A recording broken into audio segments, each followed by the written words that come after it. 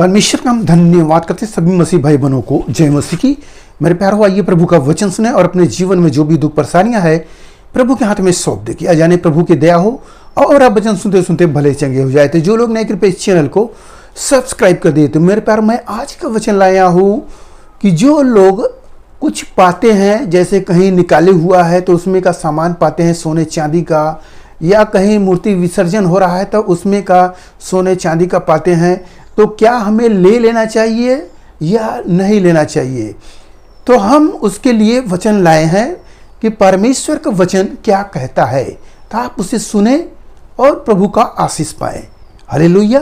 तो मैं यहाँ पढ़ता हूँ व्यवस्था विवरण अध्याय 7 और वचन 25। उनके देवताओं की खुदी हुई मूर्तियां तुम आग में जला देना। जो चांदी या सोना उन पर मढ़ा हो उसका लालच करके न ले लेना, नहीं तो तू उसके कारण फंदे में फंसेगा, क्योंकि ऐसी वस्तुएं तुम्हारे परमेश्वर यहोवा की दृष्टि में घृणित है। आमीन।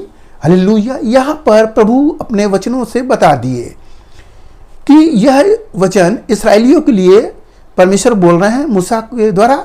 तो यहाँ पर बताएं कि जो मूर्तियाँ होती हैं, खुदी हुई मूर्तियाँ होती हैं, सोने चांदी की मूर्तियाँ होती हैं, तो उसको क्या करना? आग में जला देना।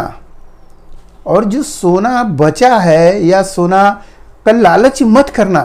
होता है ना कि मूर्ति को विसर्जन कर रहे हैं लोग, तो उसमें का सोने चांदी का लोग निकाल कर रख लेते हैं, सोचते हैं कि ये हमारे काम में आएगा और उसको अपना समझते हैं, मगर ये नहीं जानते हैं कि वही चीज़ विपत्ति लाती है।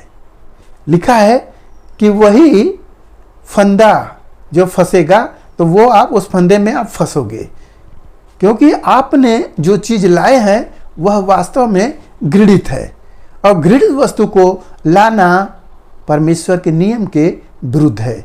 तो हम जो या कोई ऐसा व्यक्ति हो जो कि निकाला गया हो और आप उसे ले आए, अगर लाएंगे तो वह आपके लिए दंड होगा, आप परेशानी में जाएंगे। मैं कुछ गवाहियाँ बताऊंगा कि कुछ लोग ऐसे थे जिन्होंने लालच करके वहाँ पर निकाली में सोना चांदी रुपया ये सब निकाला गया था और बहुत बैग भर के नोट था, और वहाँ पर जब देखें लोग तो लालच किए और उसको उठा लिए। उठाने के बाद तुरंत नहीं होता है, उसके बाद कुछ महीने के बाद उनके ऊपर अटैक आता है और वो पागल की जैसी दशा हो जाता है और फिर वो पगला जाते हैं। फिर ऐसे ही करके ओझा सोखा में जाना, ऐसे करके उनकी ज़िंदगी समाप्त हो जाती है।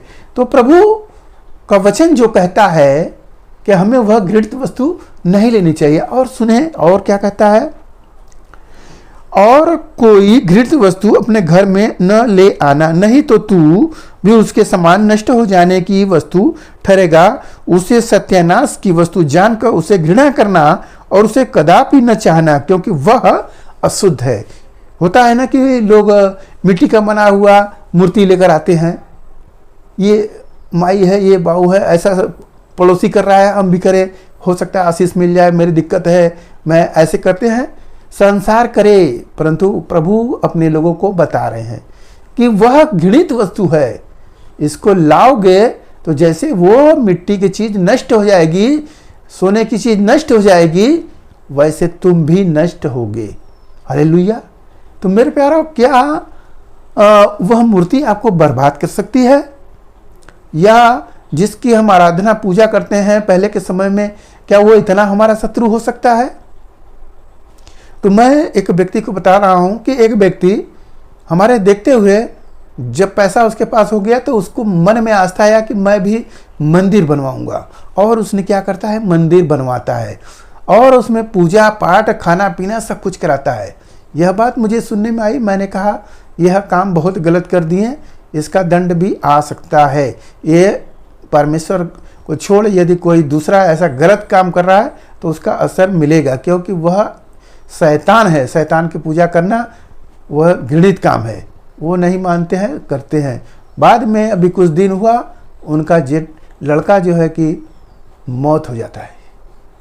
तो इस प्रकार से कई लोग ऐसे किए अपना जान गंवा दिए, कोई बर्बाद हो गए, कई लोग झेल रहे हैं। तो आप तो अच्छा समझकर उसको घर में लाए, अच्छा समझकर उसको पूजा कर रहे हैं, क्या वह आपका शत्रु बन गया? हालेलुया। तो वचन जो कहता है वह आपको बचा रहा है कि आप वचन को मानो और बचो। यदि आप उस बात को इग्नोर करोगे कि नहीं ऐसा कुछ नहीं होता, ये सब केवल किताबी बातें हैं, तो प्रभु का वचन कहता है कि परख कर देख कि यहोवा कितना भला है। देख, प्रभु तुमको बता रहा है, नहीं सुधरेगा तब तू ये प्रभु का वचन को मान लेगा। हालेलुया। क्योंकि प्रभु का वचन भला है और भलाई के लिए आया है इस धरती पर। तो मेरे प्यारों, आज के इस वचन से आपको पता हो गया कि हमें किसी प्रकार के घृत वस्तु हमें नहीं लेना है। अगर रास्ते में गिरा भी है तो हमें नहीं लेना है, उसको उठाना नहीं है। हालेलुया। आज के इस वचन से आपको जो कुछ मिला उस पर ध्यान करें, क्योंकि सब की जननी है लालच। लालच को तोड़ दोगे, आज़ाद हो जाओगे। इसलिए आप आज़ाद हो जाओ यीशु मसीह में। हालेलुया। तुम आपके लिए मैं प्रार्थना करता हूँ। मान परमेश्वर, माँ का धन्यवाद करते हैं मिश्रा जा आज के दिन प्रभु जो यह वचन मिला, जितने सुने प्रभु ने आशीष मिले, उनके घर परिवार में सुख शांति बनी रहे, सभी लोग भले ही चंगे रहे। धन्यवाद करते हुए प्रार्थना यीशु मसीह के नाम से मांगते, सुन दयास गढ़ कर ले पिता परमेश्वर, आमीन।